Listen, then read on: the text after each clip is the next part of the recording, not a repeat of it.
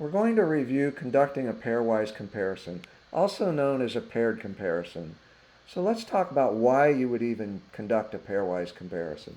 So let's suggest that you have a leadership team that's trying to prioritize their strategic objectives, but they have limited budget, limited resources, limited technology, and they're trying to determine which are the most important ones that they need to launch initiatives on first. Or a steering committee that's trying to prioritize those initiatives and projects and send those out to the organization. Maybe you have a project team that's trying to prioritize project deliverables to ensure the project schedule is correct to deliver to the customer or the client. How about a problem-solving team that's trying to prioritize solution selection criteria to ensure that the solution that they select and implement is the correct solution for the organization? And finally, maybe it's a department manager who's trying to prioritize activities with limited resources within the department. So all of these are reasons that you might conduct a pairwise comparison.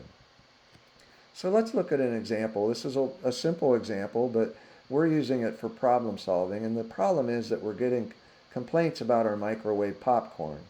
So we enter the problem into the comparison matrix, and then we're going to work with our customer, in this case our family, to determine what is the criteria that we should be looking at as we deliver popcorn that's going to satisfy their needs. So they've selected temperature, not burnt, freshness, fully popped, amount of salt, and amount of butter. So we'll list those in the horizontal as well as the vertical axis, and each of these characteristics or options has a letter associated with it. Temperature is A, not burnt is B, freshness is C, and so on, which we'll use for comparison purposes. So next we'll compare each of these characteristics to each of the other characteristics in pairs. So if we compare temperature to not burnt, and we ask our family which is more important, they suggested that they don't want it burnt. So we gave it the letter B, which is not burnt. So we'll do that for temperature all the way down that column. We'll compare temperature to freshness. They selected freshness. Temperature to fully popped. They selected temperature, the letter A.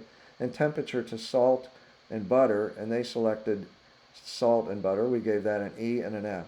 So we'll do that for the entire matrix so that we have it completed. We've now compared every option to every other option, and they've selected which is most important. Once that's completed, we then can look at the ranking criteria. This is automatically calculated in the matrix template, but in this case, the amount of salt and the amount of butter were the most important characteristics. Then not being burnt is the next, and then freshness, and then finally the least important are temperature and fully popped. So this is important to understand which of these options or characteristics are most important to our customer, to the team, to our client, to the stakeholders, and so on, so we can carry it further into implementation or problem solving. So please don't forget to download your complimentary Excel toolboxes. They're available at valuegenerationpartners.com. Select the downloads page, and any of these Excel toolboxes containing this template as well as many other templates are available. So good luck conducting your pairwise comparison, and thanks for joining this brief overview.